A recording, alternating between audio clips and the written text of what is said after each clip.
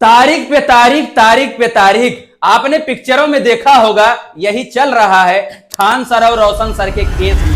दोस्तों, पटना से इस वक्त की सबसे सनसनीखेज और चौंकाने वाली खबर, क्या खान ग्लोबल कोचिंग सेंटर के डायरेक्टर खान सर अब सीधे जेल जाने वाले हैं।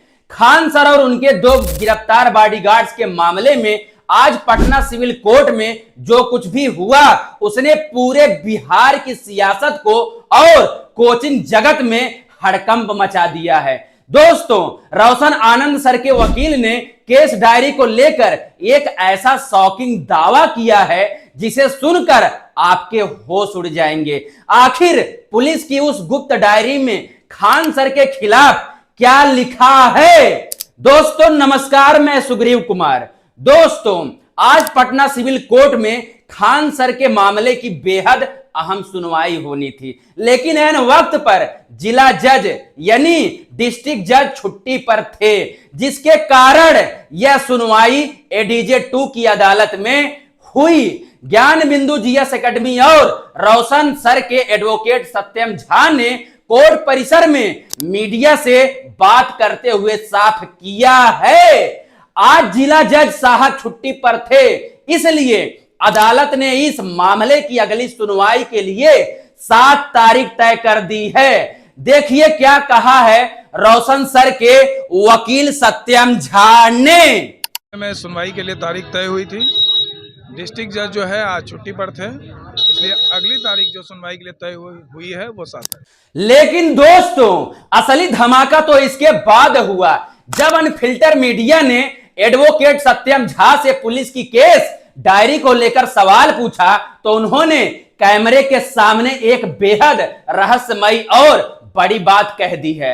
उन्होंने कहा है कि पुलिस की केस डायरी में बहुत कुछ ऐसा दर्ज है जो मैं अभी कैमरे के सामने खुलकर नहीं बता सकता हूं। सोचिए दोस्तों, अगर रोशन सर के वकील यह कह रहे हैं कि डायरी में बहुत कुछ गंभीर है, तो इसका मतलब साफ है कि पुलिस की जांच में खान सर के खिलाफ कुछ बेहद पुख्ता सबूत हाथ लगे हैं, जिसे अभी गुप्त रखा जा रहा है। केस डायरी में बहुत कुछ खास है, लेकिन वो हम ऑन कैमरा आपको नहीं बता सकते। केस डायरी में बहुत कुछ खास है। जो पीपी साहब हाँ। कोर्ट के सामने प्रेस किए, उसकी जानकारी हमको है और मंगवार साहब को भी है। हमारे पास तो सीमित जानकारी होगी ना, क्योंकि वो कॉन्फिडेंशियल है, या तो कोर्ट के पास है या पीपी साहब के पास है, ना उनके पास है ना हमारे पास है। तो जो पीपी साहब कोर्ट में बोलेंगे उसी की जानकारी हमको होगी या उनको होगी, तो जो उनके द्वारा बताया गया उस हिसाब से हम बोले, वही कोर्ट को बताएं कि भाई इनके पास जो लाइसेंस है वो वैलिड नहीं है, उसका रिपोर्ट आया है, तो उनके द्वारा एक सप्लीमेंट्री पिटीशन फाइल किया गया, उसी का रिपोर्ट मंगवाया गया है कि जो ये कह रहे हैं सही कह रहे हैं, झूठ कह रहे हैं, सच कह रहे हैं, बताइए आप, वही आना है। यानी कि आप इसे ऐसे ही कह रहे हैं, यानी कि आप यही बात कहना चाह रहे हैं कि केस डायरी मामले को पलट सकती है, बहुत कुछ है उसके अंदर। 100% पलट सकती है, और मेरा अनुमान है जी कि अगर सही प्रकार से अवलोकन किया जाएगा केस डायरी का, तो क्या होगा? खान सर बिल्कुल जेल जाएंगे। खान सर जेल जाएंगे? जेल जाएंगे, बिल्कुल जेल जाना है उनको, अगर सही प्रकार से अवलोकन किया जाए तो। मुख्य भूमिका है उनकी इस पूरे प्रकरण में।